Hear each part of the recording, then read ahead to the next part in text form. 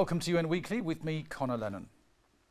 Keep it in the ground. It's a phrase you might have heard in the context of fossil fuels like coal, oil and gas. The UN is pushing for the world to move to net zero carbon as soon as possible, and that means no longer pumping additional CO2 into the atmosphere by burning fossil fuels. However, in Dominica, there is a clean, renewable, subterranean resource that the government is very keen to get out of the ground. It's heat. The small Caribbean countries looking to join the small but select group of countries that produce 100% of their electricity from renewable sources by building a network powered entirely by geothermal energy, and that's the heat from deep inside the earth. You can hear my story from a rainy Dominica later in the show.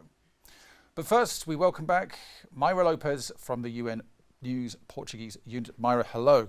Hi, Conor. Happy to be back. It's great to see you. It's summer officially. It's post-Memorial Day. It is. A long weekend for us at the UN. Did you have a good weekend, or were you stuck in the office slaving away like I was? A little bit of both. Yeah, I know that we were on the duty team. Yeah, on the graveyard shifts on the weekends. Yeah, it was busy. It was very busy. We had a lot going on. We're going to talk about them a little further in the show. But yeah, I had some fun as well. I went to the Rolling Stones concert. So yeah. Oh, wonderful. I'm glad you managed to get out and about. How were they? Well, they're still very More much energy than us, right? Yep, for sure, for sure. It is very exciting to see how they're still on the top of the game. Yeah. Very impressive. So I'm glad you got out because, like you said, it was this crazy busy weekend, wasn't it? Just a few days ago now, and we're still talking about those stories this week. Let's start with this enormous landslide in Papua New Guinea in the north of the country. Yeah, so that happened during the weekend. It is estimated that thousands of people are still there, buried, and the response is being a little hard to get there because it is in a very remote area of Papua New Guinea.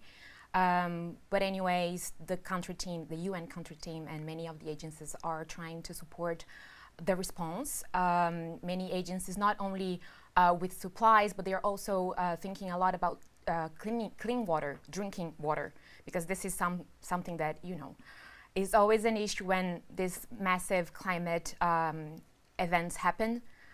People don't have clean water to drink, and that can cause further diseases and health issues in general. Yeah.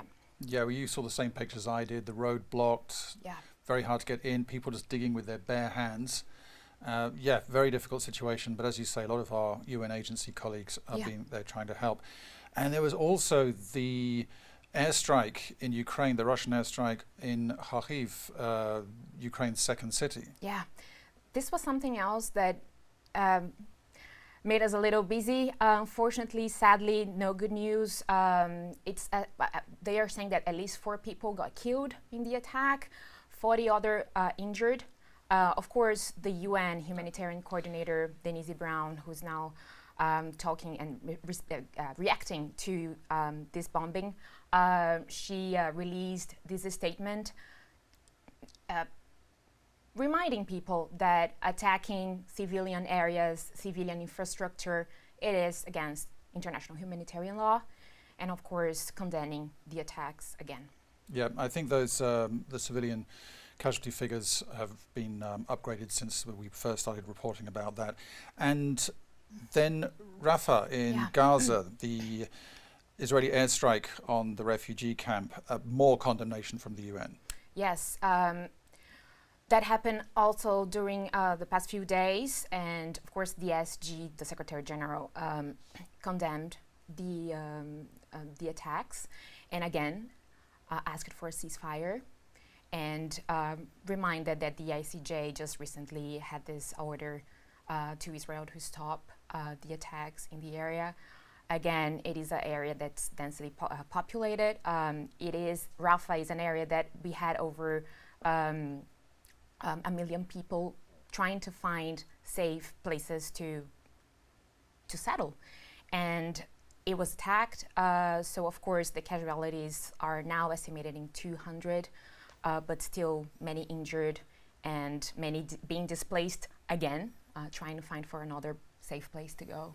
And despite all that, many of our UN colleagues still trying to Yes. work there. The conditions we understand are really, really horrific, and it's very difficult, particularly for people who are on the ground in Rafah.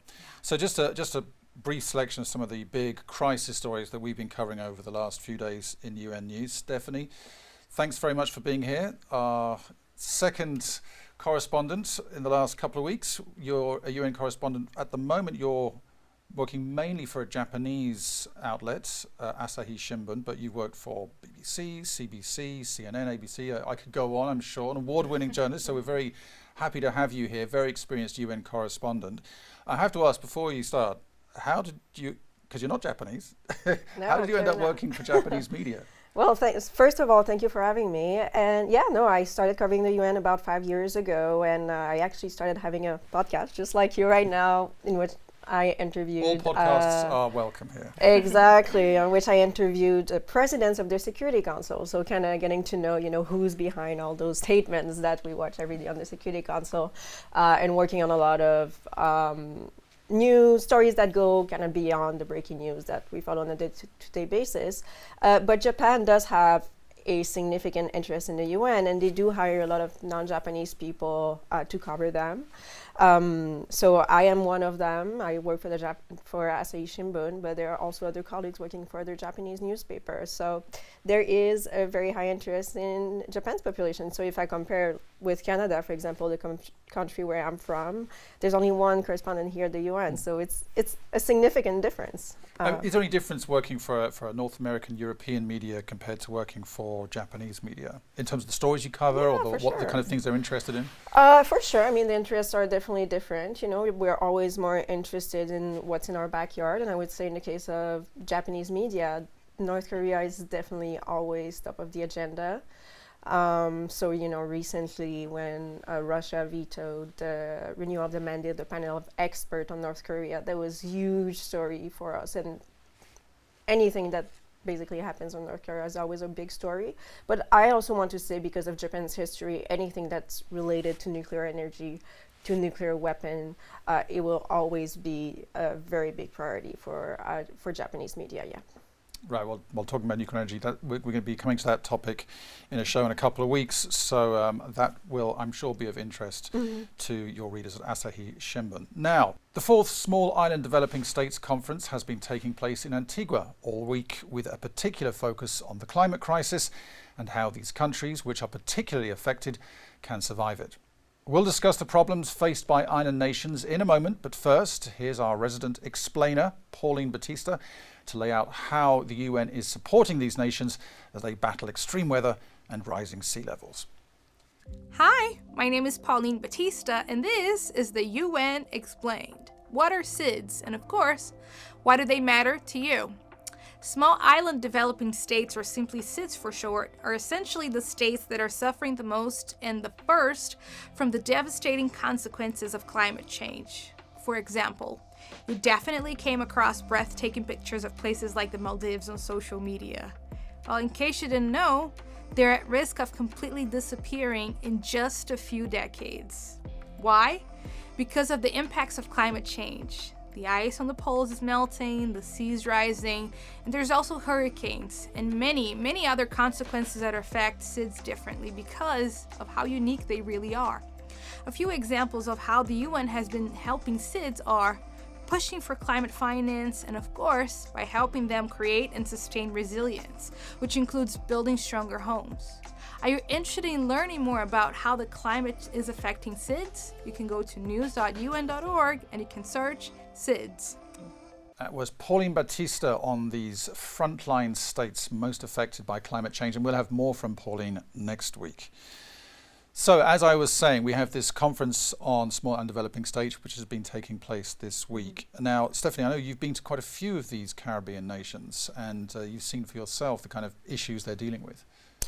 Yeah, and I do find the dynamics here at the UN, can we use the acronym SIDS for the SIDS, we sake can. of? So SIDS in England. This is it's quite amusing because it's short for Sydney, but SIDS are the small island developing states. Yes. Exactly. So I do find at the UN the dynamics between the SIDS are quite interesting because, you know, as the name says it, they are small island developing states. Or so are they? But we'll come to that later. Yes, but for most of them, by nature, they tend to have small population and little resources for diplomacy. So at the UN, you see these countries, for example, having 2-3 people working in their office, which in comparison maybe with the US or with China, for example, which tend to have dozens, if not hundreds of people working on their mission, the way that you can have at the UN is significantly different.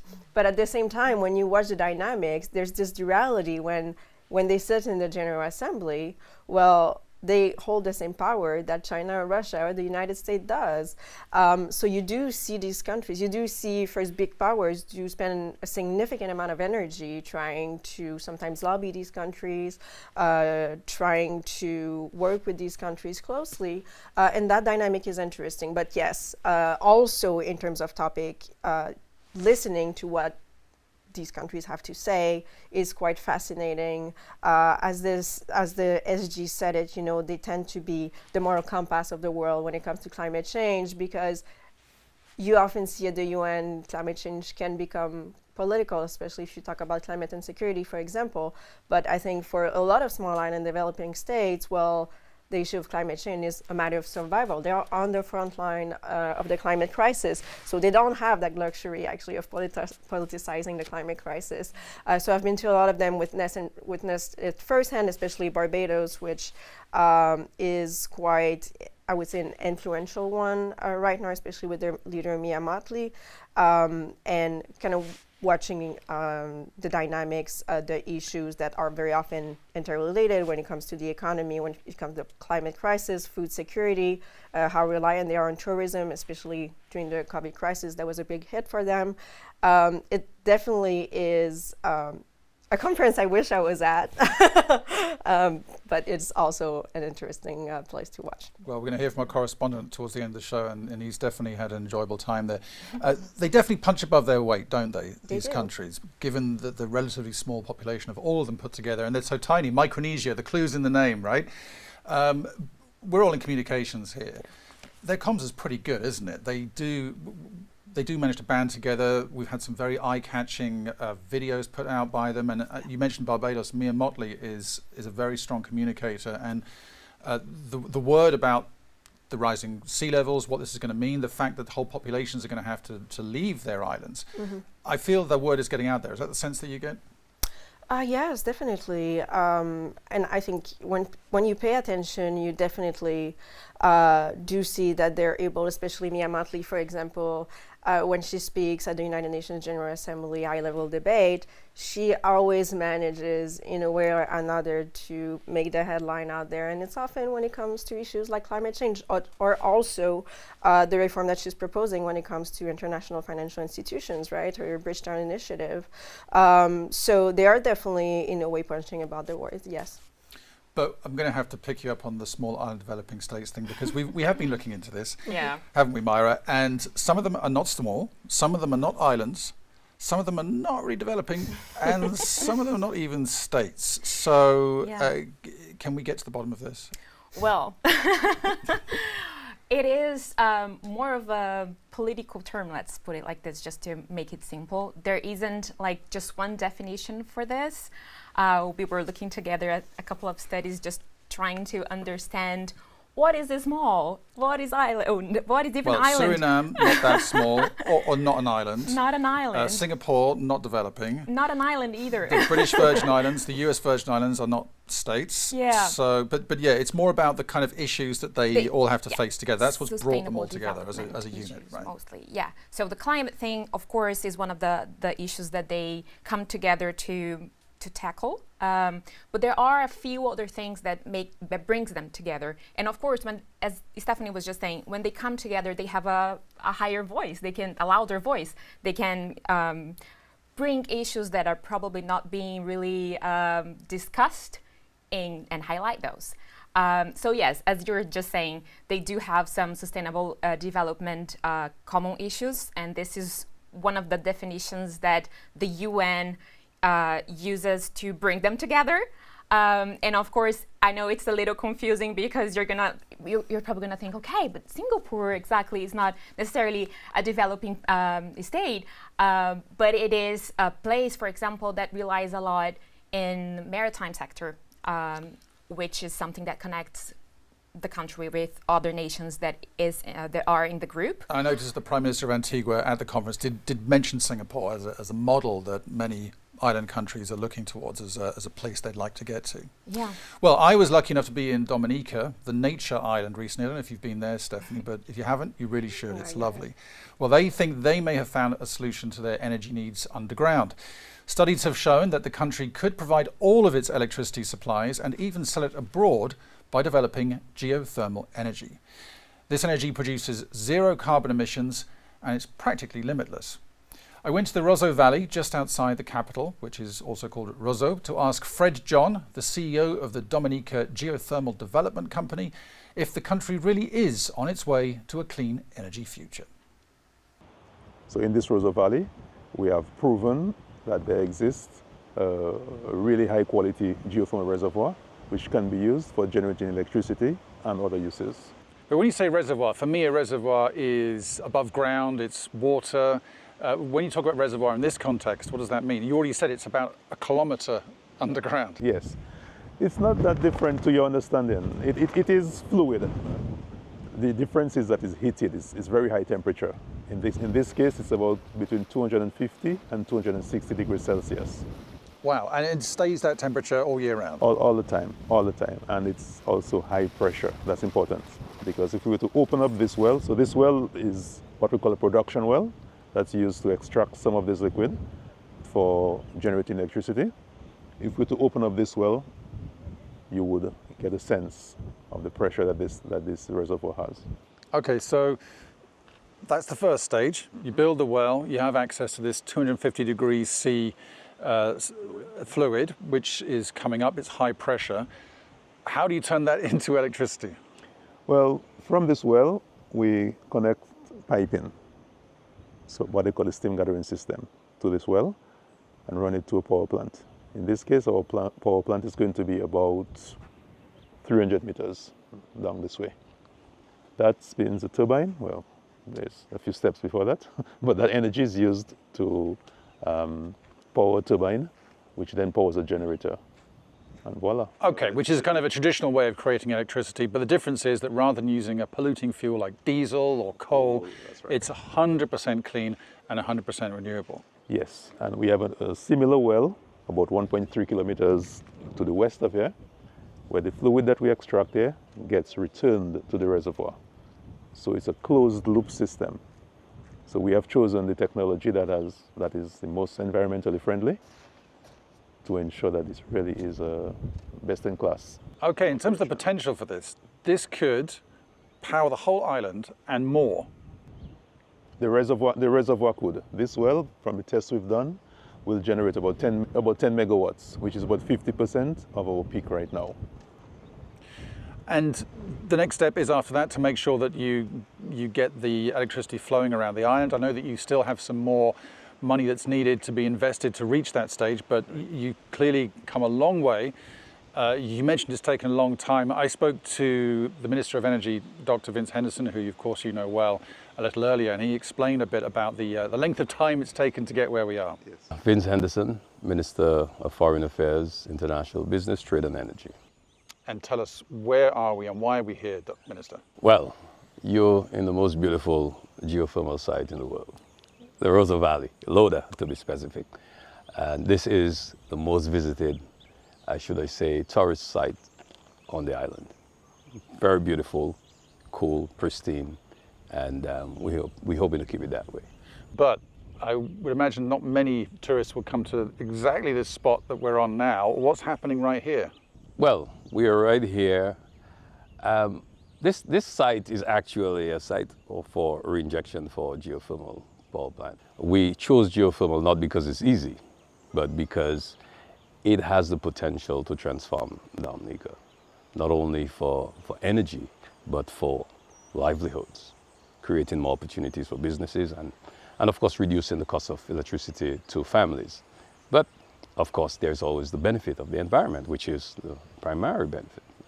That one we hoping we can maximize to get to the point one day where we will have 100% of our electricity demand being met by renewable energy. And I should say, before I continue on the geothermal path, we in the Roosevelt Valley, this is also the location of our hydroelectric power plant. And we already have 20 up to 30% on a good year of electricity being generated from hydropower. But most of it's coming from diesel right now, which... So the other 70% comes from diesel. And like most island, I mean, it's normal. Most island countries have this. Well, we're better than most islands. We have 30% hydro, and that has been so since 1950. So we are already ahead. And we have some solar and some wind, but primarily we are slightly better than our neighbors, or even throughout the world. But still, at the moment, majority diesel, it's expensive, I'm sure. Very expensive, very expensive. Even with hydro, electricity rates in Dominica are pretty high, one of the highest. So for the region, you're pioneers, aren't you, for this transition to low carbon technology? Well, we're in good company. Nevis, the island of Nevis, St. Kitts and Nevis, they were ahead of us in terms of test drilling. They did their wells before, but they had their own challenges. So they sort of fell back a bit, but they're moving ahead. And I know that progress is being made. St. Vincent and the Grenadines also, they drilled a few wells. They've not been as successful as Dominica, but they've also made investments. And Grenada has done some surface studies and hoping that they can move. St. Lucia had wells drilled in the 90s, but they were not successful.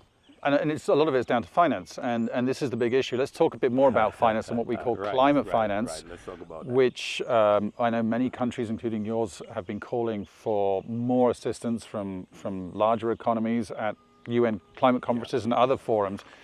Let's talk a bit about that. I mean, it's not just a problem for you, it's a problem for your neighbors. When you have these discussions at international forums, what are you pushing for now in terms of help to move to a cleaner economy?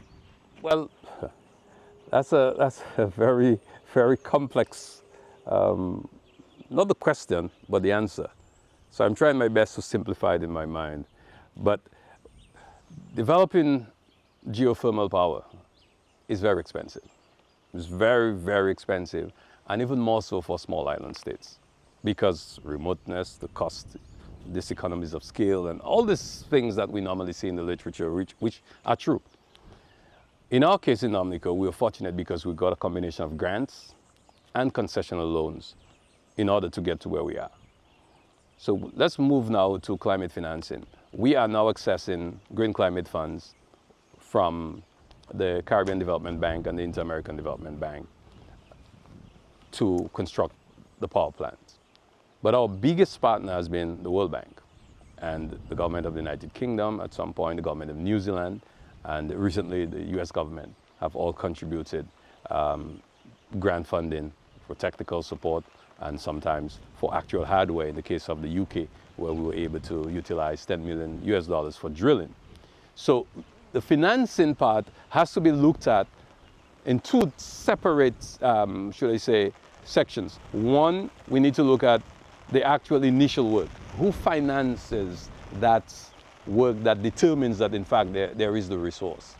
And that is where grant funding or some sort of contingent grant funding become very important.